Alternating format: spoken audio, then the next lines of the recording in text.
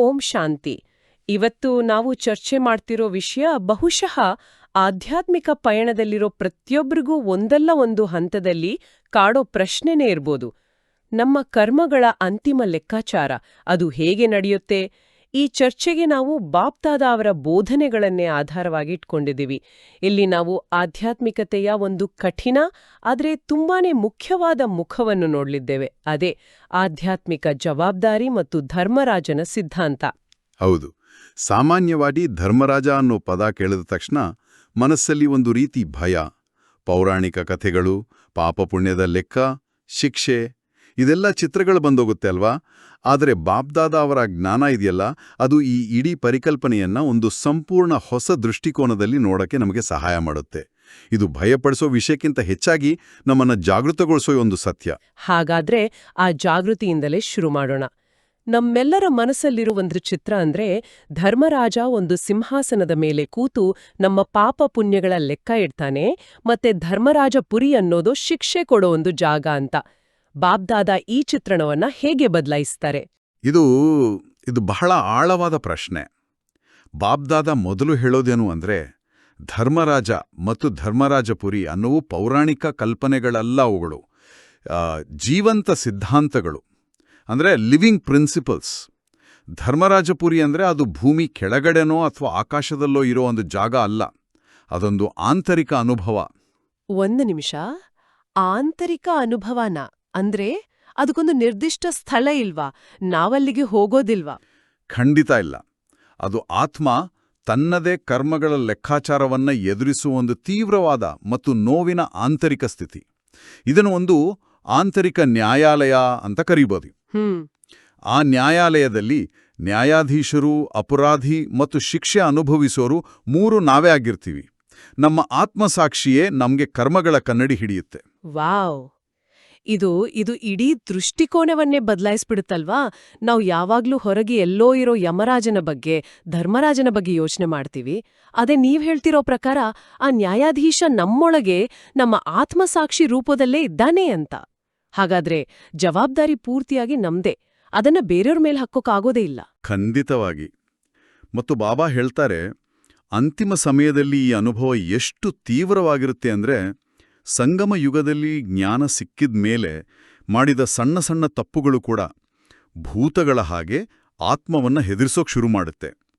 ನಾವು ಮಾಡಿದ ಕರ್ಮಗಳೇ ಸಾಕಾರ ರೂಪದಲ್ಲಿ ಬಂದು ನಮ್ಮನ್ನು ಸುತ್ತುವರಿಯುತ್ತೆ. ಇದನ್ನು ತಪ್ಪಿಸ್ಕೊಳಕ್ಕಾಗಲ್ಲ. ಕಡ್ಡಾಯವಾದ ಶುದ್ಧೀಕರಣ ಪ್ರಕ್ರಿಯೆ. ಆ ನೋವಿನ ಸಮಯದಲ್ಲಿ ಬೇರೆ ಯಾರೂ ಸಹಾಯ ಮಾಡಕ್ಕಾಗಲ್ಲ. ಪ್ರೀತಿಯ ಸಾಗರನಾದ ಬಾಬಾ ಕೂಡ ಹಸ್ತಕ್ಷೇಪ ಮಾಡಲ್ಲ. ಓ, ಇಲ್ಲೇ ನನಗೊಂದು ಪ್ರಶ್ನೆ ಬರೋದು, ಬಾಬಾ ಪ್ರೇಮಸಾಗರ, ಕರುಣಾಸಾಗರ ಆಗಿರುವಾಗ ತನ್ನ ಮಕ್ಕಳು ಇಷ್ಟು ತೀವ್ರವಾದ ನೋವನ್ನ ಅನುಭವಿಸೋದನ್ನ ಹೇಗೆ ನೋಡಕ್ಕೆ ಸಾಧ್ಯ? ಇದು ಅವರ ಕರುಣಾಮಯಿ ಸ್ವರೂಪಕ್ಕೆ ವಿರುದ್ಧ ಅಲ್ವಾ? ಅದ್ಭುತವಾದ ಪ್ರಶ್ನೆ. ಆಕ್ಚುಲಿ ಬಾಬಾ ಪ್ರೇಮಸಾಗರ ಆಗಿರೋದ್ರಿಂದಲೇ ನಮ್ಗೆ ಈ ಸತ್ಯವನ್ನ ಮೊದಲೇ ತಿಳಿಸ್ತಿದ್ದಾರೆ. ಯಾಕೆ ಅಂದ್ರೆ, ನಾವು ಆ ಸ್ಥಿತಿಗೆ ಹೋಗ್ದ ಹಾಗೆ ನಮ್ಮನ್ನ ನಾವು ಪಾರು ಮಾಡ್ಕೊಳ್ಳಬಹುದು. ಓಕೆ, ಇದೊಂದು ಪ್ರೀತಿಯ ತಂದೆಯ ಎಚ್ಚರಿಕೆ ಇದ್ದ ಹಾಗೆ. ಹೌದು. ನಿಮ್ಮ ಪ್ರಶ್ನೆ ನಮ್ಮನ್ನ ಶಿವಬಾಬಾರ ದ್ವಿಪಾತ್ರದ ಕಡೆಗೆ ಕರ್ಕೊಂಡು ಹೋಗುತ್ತೆ. ಸಂಗಮ ಯುಗದಲ್ಲಿ ಶಿವಬಾಬಾ ಒಂದೇ ಸಮಯದಲ್ಲಿ 2 ಪಾತ್ರಗಳನ್ನ ಮಾಡ್ತಾರೆ. ಒಂದು ಕರುಣಾಮಯಿ ತಂದೆ ಅಂದ್ರೆ ರೆಹಮತ್ ದಿಲ್ ಬಾಪ್. ಇನ್ನೊಂದು ಸರ್ವೋಚ್ಚ ನ್ಯಾಯಾಧೀಶ ಅಂದ್ರೆ ಸುಪ್ರೀಂ ಜಸ್ಟಿಸ್. ಕರುಣೆ ಮತ್ತೆ ನ್ಯಾಯ ಎರಡೂ ಒಟ್ಟಿಗೆ ಹೇಗೆ ಸಾಧ್ಯ? ಸಾಮಾನ್ಯವಾಗಿ ನ್ಯಾಯ ಕಠಿಣವಾಗಿರುತ್ತೆ, ಕರುಣೆ ಮೃದುವಾಗಿರುತ್ತೆ. ನಾವು ಜ್ಞಾನಕ್ಕೆ ಹೊಸಬರಾದಾಗ, ನಮ್ಮ ಆಧ್ಯಾತ್ಮಿಕ ಪಯಣದ ಶುರುವಿನಲ್ಲಿ ಕರುಣೆಯ ಪಾಲು ಜಾಸ್ತಿ ಇರುತ್ತೆ. ಬಾಬಾ ನಮ್ಮ ದೌರ್ಬಲ್ಯಗಳನ್ನ, ನಮ್ಮ ಹಳೇ ಸಂಸ್ಕಾರಗಳನ್ನ ಅರ್ಥ ಮಾಡಿಕೊಂಡು ಸರಿಪಡಿಸ್ಕೊಳ್ಳೋಕೆ ತುಂಬಾ ಅವಕಾಶಗಳನ್ನ ಕೊಡ್ತಾರೆ. ನಮ್ಮ ಸಣ್ಣ ತಪ್ಪುಗಳನ್ನ ಕ್ಷಮಿಸಿ ಪ್ರೀತಿಯಿಂದ ನಮ್ಮನ್ನ ಮೇಲೆತ್ತುತ್ತಾರೆ. ಇದಕ್ಕೆ ಒಂದು ಸುಂದರವಾದ ಹೋಲಿಕೆ ಇದೆ. ತಾಯಿ ತನ್ನ ಮಗುವಿಗೆ ನಡೆಯೋಕೆ ಕಲಿಸೋ ಹಾಗೆ. ಶುರುವಿನಲ್ಲಿ ಮಗು 1000 ಸಲ ಬಿದ್ರೂ ತಾಯಿ ಪ್ರೀತಿಯಿಂದ ಎತ್ತಿ ಧೈರ್ಯ ತುಂಬಿ ಸಹಾರ ಕೊಡ್ತಾಳಲ್ವಾ, ಅವಳು ಮಗು ಮೇಲೆ ನ್ಯಾಯದ ಕಾನೂನನ್ನ ಹಾಕಲ್ಲ. ಹೌದು, ಅದು ನಿಜ. ಹಾಗಾದ್ರೆ ಈ ಕರುಣೆಯ ಸುವರ್ಣಾವಕಾಶ ಅದು ಶಾಶ್ವತ ಅಲ್ಲ ಅಂತಾಯ್ತು. ಮಗು ಬೆಳೆದ ಹಾಗೆ ತಾಯಿಯ ನಿರೀಕ್ಷೆಗಳು ಬದಲಾಗುತ್ತೆ. ಖಂಡಿತ. ಸಂಗಮಯುಗದ ಅಂತಿಮ ಸಮಯ ಹತ್ತಿರ ಬಂದ ಹಾಗೆ ನಾವು ಜ್ಞಾನದಲ್ಲಿ ಪರಿಪಕ್ವರಾದ ಹಾಗೆ ಕರುಣೆಯ ಸಮಯ ಮುಗಿದು ನ್ಯಾಯದ ಸಮಯ ಅಂದ್ರೆ ಜಸ್ಟಿಸ್ ಕಾ ಲಾ ಶುರುವಾಗುತ್ತೆ. ಆಗ ಯಾವುದೇ ರಿಯಾಯಿತಿ, ಕ್ಷಮೆ ಇರೋದಿಲ್ಲ. ಆಗ ಪ್ರತಿಯೊಂದು ಕರ್ಮಕ್ಕೂ ಪ್ರತಿಯೊಂದು ಸಂಕಲ್ಪಕ್ಕೂ ನಿಖರವಾದ ಲೆಕ್ಕಾಚಾರ ಇರುತ್ತೆ. ಆಗ ಬಾಬಾ ನನಗೆ ಗೊತ್ತಿರಲಿಲ್ಲ ಅಥವಾ ನಾನು ಆ ಉದ್ದೇಶದಿಂದ ಮಾಡಲಿಲ್ಲ ಅನ್ನೋ ಮಾತುಗಳಿಗೆ ಅಲ್ಲಿ ಜಾಗನೇ ಇರಲ್ಲ. ನೀವು ಸಂಕಲ್ಪಗಳ ಬಗ್ಗೆ ಹೇಳಿದ್ರಿ. ಇದು ನಮ್ಮನ್ನ ಬಾಬಾರ ಬೋಧನೆಗಳ ಅಡಿಪಾಯವಾದ ಪವಿತ್ರತೆ ಕಡೆಗೆ ಕರ್ಕೊಂಡು ಹೋಗುತ್ತೆ ಅಲ್ವಾ? ಸಾಮಾನ್ಯವಾಗಿ ಪವಿತ್ರತೆ ಅಂದ್ರೆ ಬ್ರಹ್ಮಚರ್ಯ ಅಷ್ಟೇ ಅಂತ ತಿಳ್ಕೊಳ್ತಾರೆ. ಆದ್ರೆ ನೀವು ಹೇಳ್ತಿರೋ ನ್ಯಾಯದ ನಿಯಮವನ್ನ ನೋಡಿದ್ರೆ ಬಾಬಾರ ವ್ಯಾಖ್ಯಾನ ಇದಕ್ಕಿಂತ ತುಂಬಾನೇ ಆಳವಾಗಿರ್ಬೇಕು. ಖಂಡಿತ. ಬಾಬಾರ ಪವಿತ್ರತೆಯ ವ್ಯಾಖ್ಯಾನ ಅತ್ಯಂತ ಆಳವಾದದ್ದು. ಬ್ರಹ್ಮಚರ್ಯ ಅನ್ನೋದು ಅದರ ಒಂದು ಸ್ಥೂಲ ಆಧಾರ ಅಷ್ಟೇ. ಅದು ಬರೀ ಮೊದಲನೇ ಹೆಜ್ಜೆ. ನಿಜವಾದ ಪವಿತ್ರತೆ ಇರೋದು ಮನಸ್ಸಿನ, ಸಂಕಲ್ಪಗಳ ಮಟ್ಟದಲ್ಲಿ. ಬಾಬ್ದಾದ ಪವಿತ್ರತೆಯನ್ನ 3 ಮುಖ್ಯ ಹಂತಗಳಲ್ಲಿ ವಿವರಿಸ್ತಾರೆ. ಮೊದಲನೇದು ಸಂಕಲ್ಪಗಳ ಪವಿತ್ರತೆ. ಓಕೆ. ಇದು ಅತ್ಯಂತ ಸೂಕ್ಷ್ಮ. ಅಂದ್ರೆ ನಮ್ಮ ಮನಸ್ಸಲ್ಲಿ ಯಾವುದೇ ಆತ್ಮದ ಬಗ್ಗೆ ವ್ಯರ್ಥ ಅಥವಾ ನೆಗೆಟಿವ್ ಸಂಕಲ್ಪ ಇಲ್ಲದಿರೋದು. ಎರಡನೆಯದು ದೃಷ್ಟಿಯ ಪವಿತ್ರತೆ. ನಮ್ಮ ನೋಟ ದೇಹಭಾನಕ್ಕೆ ಹೋಗದೆ ಎಲ್ಲರನ್ನೂ ಆತ್ಮಿಕ ಸ್ವರೂಪದಲ್ಲಿ ನೋಡೋದು. ಮತ್ತು ಮೂರನೆಯದು ವೃತ್ತಿಯ ಪವಿತ್ರತೆ. ಅಂದ್ರೆ ನಮ್ಮ ಆಂತರಿಕ ಮನೋಭಾವ, ನಮ್ಮ ಆಟಿಟ್ಯೂಡ್ ಸದಾ ಆತ್ಮಿಕ ಮತ್ತು ಪಾವನವಾಗಿರೋದು. ದೃಷ್ಟಿ ಮತ್ತು ವೃತ್ತಿ ಇವೆರಡರ ನಡುವಿನ ವ್ಯತ್ಯಾಸವನ್ನ ಒಂದು ಉದಾಹರಣೆ ಕೊಟ್ಟು ಸ್ವಲ್ಪ ವಿವರಿಸಬಹುದಾ? ಎರಡೂ ಒಂದೇ ರೀತಿ ಕೇಳಿಸ್ತೆ. ಖಂಡಿತ. ಉದಾಹರಣೆಗೆ, ಒಬ್ಬ ವ್ಯಕ್ತಿಯನ್ನ ನೋಡಿ ಇವನು ತುಂಬಾ ಅಹಂಕಾರಿ ಅಥವಾ ಇವರು ಸರಿಯಿಲ್ಲ ಅಂತ ಮನಸ್ಸಲ್ಲಿ ಯೋಚಿಸಿದ್ರೆ ಅದು ಸಂಕಲ್ಪದ ಅಪವಿತ್ರತೆ. ಸರಿ. ಅವರ ಶರೀರ, ಬಟ್ಟೆ ಅಥವಾ ರೂಪದ ಮೇಲೆ ದೃಷ್ಟಿ ನೆಟ್ರೆ ಅದು ದೃಷ್ಟಿಯ ಅಪವಿತ್ರತೆ. ಆದರೆ ನಿಮ್ಮೊಳಗೆ ಅಸೂಯೆ, ಹೋಲಿಕೆ, ತಿರಸ್ಕಾರ ಈ ರೀತಿ ಒಂದು ಸ್ಥಾಯಿ ಭಾವನೆ, ಒಂದು ಆಟಿಟ್ಯೂಡ್ ಇದ್ರೆ ಅದು ವೃತ್ತಿಯ ಅಪವಿತ್ರತೆ. ಓ. ವೃತ್ತಿ ಅನ್ನೋದು ನಮ್ಮ ಆಂತರಿಕ ವಾತಾವರಣವನ್ನೇ ನಿರ್ಧರಿಸುತ್ತೆ. ಇದು ಎಲ್ಲಕ್ಕಿಂತ ಸೂಕ್ಷ್ಮ ಮತ್ತು ಅಪಾಯಕಾರಿ ಕೂಡ. ಈಗ ಸ್ಪಷ್ಟವಾಯಿತು. ಆದ್ರೆ ಬಾಬಾ ಹೇಳೋ ಹಾಗೆ ಒಂದು ಸಣ್ಣ ಅಪವಿತ್ರ ಸಂಕಲ್ಪ ಕೂಡ ವರ್ಷಗಳ ಯೋಗದ ಗಳಿಕೆಯನ್ನ ನಾಶ ಮಾಡಬಲ್ಲದು ಅನ್ನೋದು ತುಂಬಾ ಕಠಿಣವಾದ ನಿಯಮ ಅಲ್ವಾ? ಒಂದು ಕ್ಷಣದ ತಪ್ಪು ವರ್ಷಗಳ ಶ್ರಮವನ್ನ ವ್ಯರ್ಥ ಮಾಡುತ್ತೆ ಅಂದ್ರೆ ಈ ಪಯಣದಲ್ಲಿ ಸದಾ ಜಾಗರೂಕರಾಗಿರೋದು ಹೇಗೆ? ಇದು ಕಠಿಣ ಅನ್ಸ್ಬೋದು. ಆದ್ರೆ ಇದು ಈ ಸಮಯದ ಮಹತ್ವವನ್ನ ಮತ್ತೆ ನಮ್ಮ ಜವಾಬ್ದಾರಿಯನ್ನ ತೋರಿಸುತ್ತೆ. ಬಾಬಾ ಒಂದು ಅದ್ಭುತ ಹೋಲಿಕೆ ಕೊಡ್ತಾರೆ. ಒಂದು ಬೆಂಕಿ ಕಡ್ಡಿ ಹತ್ತಿಯ ಇಡೀ ಗೋದಾಮನ್ನೇ ಸುಟ್ಟಾಕಿದ ಹಾಗೆ. ಸಂಗಮ ಯುಗದಲ್ಲಿ ಒಂದು ಸಣ್ಣ ಅಪವಿತ್ರ ಯೋಚನೆ ಕೂಡ ನಮ್ಮ ವರ್ಷಗಳ ಯೋಗದ ಗಳಿಕೆಯನ್ನ, ನಮ್ಮ ಶಕ್ತಿಗಳ ಸಂಗ್ರಹವನ್ನ ಭಸ್ಮ ಮಾಡಬಲ್ಲದು. ಯಾಕಂದ್ರೆ ಈ ಸಮಯದಲ್ಲಿ ನಾವು ವಿಶ್ವ ಪರಿವರ್ತಕರು. ನಮ್ಮ ಪ್ರತಿಯೊಂದು ಕರ್ಮದ ಪ್ರಭಾವ ಬರೀ ನಮ್ಮ ಮೇಲೆ ಮಾತ್ರ ಅಲ್ಲ, ಇಡೀ ಜಗತ್ತಿನ ಮೇಲೆ ಬೀಳುತ್ತೆ. ಅದಕ್ಕೆ ಶಿಕ್ಷೆ ಕೂಡ ಪದಂ ಗುಣ ಇರುತ್ತೆ. ಪದಂ ಗುಣ ದಂಡ. ಈ ಪದವೇ ನಮ್ಮ ಜವಾಬ್ದಾರಿಯ ಗಂಭೀರ್ಯತೆಯನ್ನ ತಿಳಿಸುತ್ತೆ.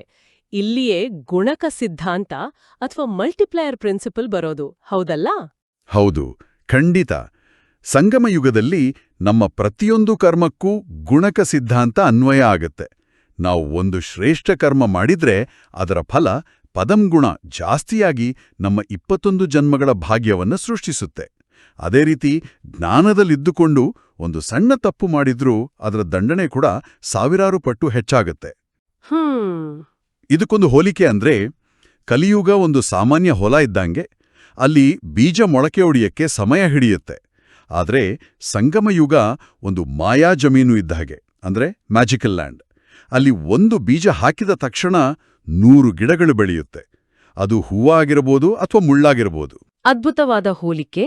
ಹಾಗಾದ್ರೆ ಈ ಕರ್ಮದ ದಂಡನೆ ಹೇಗೆ ಪ್ರಕಟವಾಗುತ್ತೆ?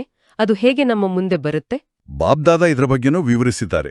ಇದು ಮುಖ್ಯವಾಗಿ 3 ರೂಪಗಳಲ್ಲಿ ಬರಬಹುದು. ಒಂದು, ವೈಯಕ್ತಿಕ ನೋವು, ಅಂದ್ರೆ ಮಾನಸಿಕ ಅಶಾಂತಿ, ಖಿನ್ನತೆ ಅಥವಾ ಕಾರಣವೇ ಗೊತ್ತಿಲ್ಲದ ದೈಹಿಕ ಕಾಯಿಲೆ. ಸರಿ. ಎರಡನೇದು, ಸಂಬಂಧಗಳ ಮೂಲಕ ದುಃಖ. ನಮ್ಮ ಹತ್ತಿರದ ಸಂಬಂಧಗಳೇ, ನಾವು ಯಾರನ್ನ ತುಂಬ ಪ್ರೀತಿಸ್ತೀವೋ ಅವರೇ ನಮಗೆ ನೋವಿನ ಕಾರಣರಾಗೋದು. ಮೂರನೇದು, ನೈಸರ್ಗಿಕ ವಿಕೋಪಗಳು. ಪ್ರಕೃತಿಯ ಮೂಲಕ ನಮ್ಮ ಲೆಕ್ಕಾಚಾರ ಚುಕ್ತ ಆಗೋದು. ಇವೆಲ್ಲ ನಮ್ಮ ಕರ್ಮಗಳ ಖಾತೆ ಚುಕ್ತ ಆಗ್ತಿರೋ ರೀತಿಯಷ್ಟೇ. ಈಗ ಅರ್ಥವಾಯ್ತು. ಯಾಕೆ ಕೆಲವೊಮ್ಮೆ ಜ್ಞಾನದಲ್ಲಿ ಚೆನ್ನಾಗಿರೋ ಆತ್ಮಗಳು ಕೂಡ ಇಷ್ಟು ಕಷ್ಟಪಡ್ತಾರೆ ಅಂತ ಬಾಬಾ ಹೇಳ್ತಾರಲ್ವಾ, ಹೊರಗಿನ ಶತ್ರುಗಳ ಜೊತೆ ಹೋರಾಡೋದು ಸುಲಭ, ಆದ್ರೆ ನಿಜವಾದ ಶತ್ರುಗಳು ನಮ್ಮೊಳಗೆ ಅಡಗಿದ್ದಾರೆ ಅಂತ. ಹಾಗಾದ್ರೆ ಈ ಕಠಿಣ ಪಯಣದಲ್ಲಿ ನಮ್ಮ ಪ್ರಗತಿಯನ್ನ ತಡೆಯೋ ಅತೀ ದೊಡ್ಡ ಆಂತರಿಕ ಶತ್ರುಗಳು ಯಾರು? ಬಾಬ್ದಾದಾ ಇಬ್ರು ಕಪಟಿ ಶತ್ರುಗಳ ಬಗ್ಗೆ ವಿಶೇಷವಾಗಿ ಎಚ್ಚರಿಕೆ ಕೊಡ್ತಾರೆ. ಇವು ತುಂಬ ಸೂಕ್ಷ್ಮವಾಗಿ ನಮ್ಮೊಳಗೆ ಬಂದ್ಬಿಡ್ತವೆ. ಮೊದಲನೇದು ಅಲೆಬೆಲಾಪನ್, ಅಂದ್ರೆ ಆಧ್ಯಾತ್ಮಿಕ ಸೋಮಾರಿತನ. ಓ, ಅಲೆಬೆಲಾಪನ್. ಹೌದು, ಎಲ್ಲ ಸರಿ ಇದೆ, ಆಗುತ್ತೆ ಬಿಡು, ಬಾಬಾ ಸಹಾಯ ಮಾಡ್ತಾರೆ, ಕೊನೆಯಲ್ಲಿ ಪ್ರಯತ್ನ ಮಾಡ್ತೀನಿ, ಈ ತರಹದ ಮನೋಭಾವ. ಈ ಯೋಚನೆ ಆತ್ಮವನ್ನ ನಿದ್ದೆಗೆ ಜಾರಿಸಿ ಸಾಧನೆಯನ್ನ ದುರ್ಬಲ ಮಾಡುತ್ತೆ.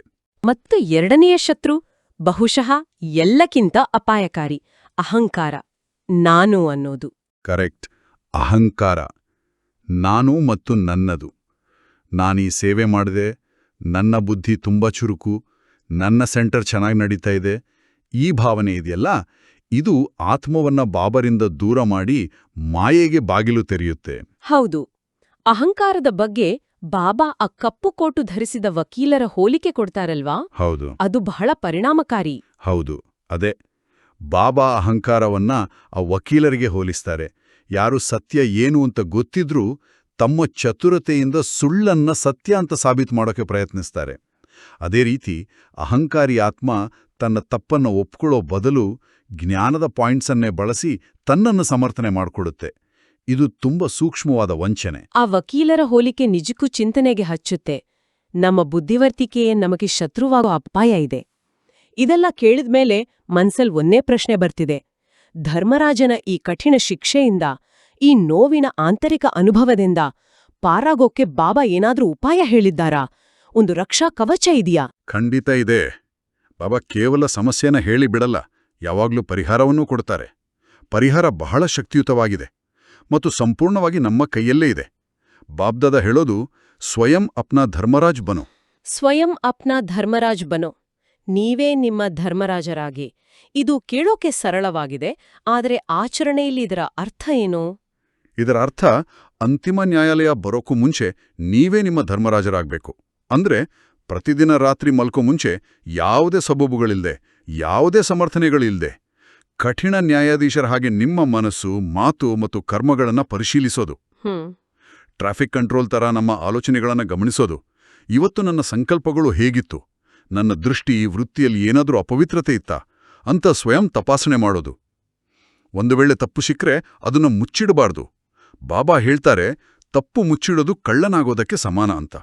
ಅದು ಶಿಕ್ಷೆಯನ್ನ ಇನ್ನೂ ಜಾಸ್ತಿ ಮಾಡುತ್ತೆ. ಹಾಗಾದ್ರೆ ತಪ್ಪನ್ನು ಒಪ್ಕೊಳ್ಳೋದೇ ಪರಿಹಾರನಾ? ಹೌದು. ತಪ್ಪನ್ನ ಪ್ರಾಮಾಣಿಕವಾಗಿ ಬಾಬಾರ ಮುಂದೆ ಒಪ್ಪಿಕೊಂಡು ನಿಜವಾದ ಪಶ್ಚಾತ್ತಾಪದಿಂದ ಇನ್ನು ಮುಂದೆ ಹೀಗೆ ಮಾಡಲ್ಲ ಅಂತ ದೃಢ ಸಂಕಲ್ಪ ಮಾಡೋದೇ ಮುಕ್ತಿಯ ದಾರಿ. ಇದು ಪ್ರತಿದಿನದ ಖಾತೆಯನ್ನ ಪ್ರತಿದಿನವೇ ಚುಕ್ತಾ ಮಾಡುತ್ತೆ. ಓಕೆ. ಯಾರು ಪ್ರತಿದಿನ ತಮ್ಮ ಲೆಕ್ಕವನ್ನ ಶುದ್ಧೀಕರಿಸುತ್ತಾರೋ ಅವರಿಗೆ ಅಂತಿಮ ಸಮಯದಲ್ಲಿ ಆ ಕಠಿಣ ನ್ಯಾಯವನ್ನ ಎದುರಿಸಬೇಕಾಗಿಲ್ಲ. ಹಾಗಾದ್ರೆ ಅಂತಿಮ ಸಮಯಕ್ಕೆ ಸಿದ್ಧತೆ ಅಂದ್ರೆ ಇದೇನಾ? ಪ್ರತಿದಿನ ಸಿದ್ಧರಾಗಿರೋದು. ಬಾಬಾ ಎವರ್ ರೆಡಿ ಸ್ಥಿತಿ ಬಗ್ಗೆ ಹೇಳ್ತಾರೆ. ಅದರ ಅರ್ಥವೇನು? ಎವರ್ ರೆಡಿ ಸ್ಥಿತಿ ಅಂದ್ರೆ ಬರೀ ಜಾಗರೂಕರಾಗಿರೋದಲ್ಲ, ಶಕ್ತಿಶಾಲಿಯಾಗಿರೋದು. ಬಾಬಾ ತುಂಬ ಸ್ಪಷ್ಟವಾಗಿ ಹೇಳ್ತಾರೆ, ವಿನಾಶದ ಕ್ಷಣ ಅಚಾನಕ್ ಅಂದ್ರೆ ಹಠಾತ್ತಾಗಿ ಬರುತ್ತೆ. ಪರೀಕ್ಷೆ ದಿನಾಂಕವನ್ನ ಮೊದಲೇ ಹೇಳೋದಿಲ್ಲ. ಆಗ ಸಿದ್ಧತೆ ಮಾಡೋಕೆ ಟೈಮ್ ಇರಲ್ಲ. ಖಂಡಿತ ಇರಲ್ಲ. ನಾವು ಮೊದಲೇ ಸಂಗ್ರಹ ಮಾಡಿದ ಯೋಗದ ಶಕ್ತಿ, ಪವಿತ್ರತೆಯ ಶಕ್ತಿ, ಅದೇ ನಮ್ಮನ್ನ ರಕ್ಷಿಸುತ್ತೆ. ಇದೊಂದು ಆಧ್ಯಾತ್ಮಿಕ ಬ್ಯಾಂಕ್ ಖಾತೆ ಇದ್ದ ಹಾಗೆ. ಆಧ್ಯಾತ್ಮಿಕ ಬ್ಯಾಂಕ್ ಖಾತೆ. ಹೌದು. ಬಿಕ್ಕಟ್ಟು ಬರೋಕು ಮೊದಲೇ ಅದನ್ನ ಜಮಾದಿಂದ ತುಂಬಿಡಬೇಕು. ಯಾಕಂದ್ರೆ ಬಿಕ್ಕಟ್ಟಿನ ಸಮಯದಲ್ಲಿ ಎಲ್ಲಾ ಎಟಿಎಂಗಳು ಮುಚ್ಚಿರ್ತವೆ. ಆಗ ನೀವು ಶಕ್ತಿಯನ್ನ ಗಳಿಸೋಕಾಗಲ್ಲ, ಗಳಿಸಿದ್ದನ್ನ ಮಾತ್ರ ಬಳಸ್ಬೋದು. ಮತ್ತು ಆ ಬಿಕ್ಕಟ್ಟಿನ ಸಮಯದಲ್ಲಿ ನಮ್ಮ ಜವಾಬ್ದಾರಿ ಕೇವಲ ನಮ್ಮನ್ನ ರಕ್ಷಿಸ್ಕೊಳ್ಳೋದು ಅಷ್ಟೇ ಅಲ್ಲ, ಅಲ್ವಾ? ಖಂಡಿತ ಅಲ್ಲ. ಆವಾಗ್ಲೇ ನಮ್ಮ ನಿಜವಾದ ಪಾತ್ರ ಶುರುವಾಗೋದು. ನಾವು ದೀಪಸ್ತಂಭ ಅಂದ್ರೆ ಲೈಟ್ ಹೌಸ್ ಆಗ್ಬೇಕು. ಭಯ ಮತ್ತು ಗೊಂದಲದಲ್ಲಿರೋ ಆತ್ಮಗಳಿಗೆ ದಾರಿ ತೋರಿಸ್ಬೇಕು. ಮತ್ತು ಶಕ್ತಿ ಸ್ತಂಭ ಅಂದ್ರೆ ಮೈಟ್ ಹೌಸ್ ಆಗ್ಬೇಕು. ಶಕ್ತಿಯ ಮೂಲವಾಗಿ ಬೇರೆ ಆತ್ಮಗಳಿಗೆ ಧೈರ್ಯ ಕೊಡಬೇಕು. ನಮ್ಮ ಖಾತೆ ಶುದ್ಧವಾಗಿದ್ರೆ ಮಾತ್ರ ಇದು ಸಾಧ್ಯ. ಇಲ್ಲಂದ್ರೆ ನಾವೇ ಬೇರೆಯವರಿಂದ ಸಹಾಯ ಕೇಳೋ ಸ್ಥಿತಿಲಿ ಇರ್ತೀವಿ. ಇದು ಕೇವಲ ನಮಗಾಗಿ ಸಿದ್ಧರಾಗೋದಲ್ಲ, ಇಡೀ ವಿಶ್ವಕ್ಕೆ ಆಧಾರವಾಗುವಷ್ಟು ಶಕ್ತಿಶಾಲಿಯಾಗೋದು. ಇದು ನಿಜವಾದ ವಿಶ್ವಸೇವೆ. ಹೌದು, ಅದೇ ನಿಜವಾದ ವಿಶ್ವಸೇವೆ. ಇವತ್ತಿನ ಈ ಆಳವಾದ ಮತ್ತೆ ಗಂಭೀರವಾದ ಚರ್ಚೆಯ ಸಾರಾಂಶವನ್ನ ಒಂದು ವಾಕ್ಯದಲ್ಲಿ ಹೇಳೋದಾದ್ರೆ ಏನ್ ಹೇಳ್ಬೋದು? ಸಾರಾಂಶ ಇಷ್ಟೇ: ಬಾಬ್ ದಾದಾ ನಮ್ಗೆ ಪದೇ ಪದೇ ಹೇಳೋದು, ನಿಮ್ಮೊಂದಿಗೆ ಕಠಿಣರಾಗಿರಿ ಮತ್ತು ಇತರರೊಂದಿಗೆ ದಯಾಳು ಮತ್ತು ಕರುಣಾಮಯಾಗಿರಿ.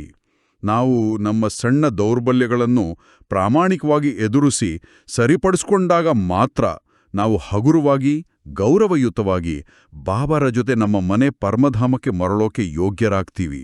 ಬಹಳ ಸುಂದರವಾದ ಮಾತು.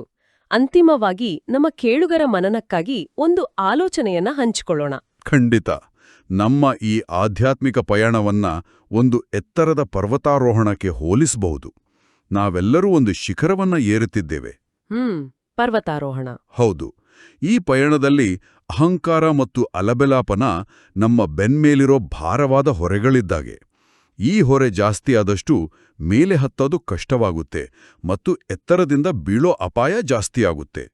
ಆದರೆ ಯಾವ ಪರ್ವತಾರೋಹಿ ಪ್ರತಿ ಹೆಜ್ಜೆಯಲ್ಲೂ ಜಾಗರೂಕನಾಗಿ ತನ್ನ ಬೂಟುಗಳಲ್ಲಿ ಸೇರಿಕೊಂಡ ಸಣ್ಣ ತಪ್ಪುಗಳೆಂಬ ಕಲ್ಲುಗಳನ್ನ ತಕ್ಷಣ ತೆಗೆದು ಸ್ವಚ್ಛ ಮಾಡ್ಕೊಳ್ತಾ ಹಗುರವಾಗಿ ಬಾಬಾರ ಕೈ ಹಿಡಿದು ಹತ್ತುತ್ತಾನೋ, ಅವನೇ ಅಂತಿಮವಾಗಿ ಶಿಖರವನ್ನ ತಲುಪಿ ವಿಜಯದ ಧ್ವಜವನ್ನ ಹಾರಿಸುವುದು. ಆ ಕ್ಷಣಕ್ಕಾಗಿ ಈ ದೈನಂದಿನ ಪರಿಶ್ರಮ ಅತ್ಯಗತ್ಯ.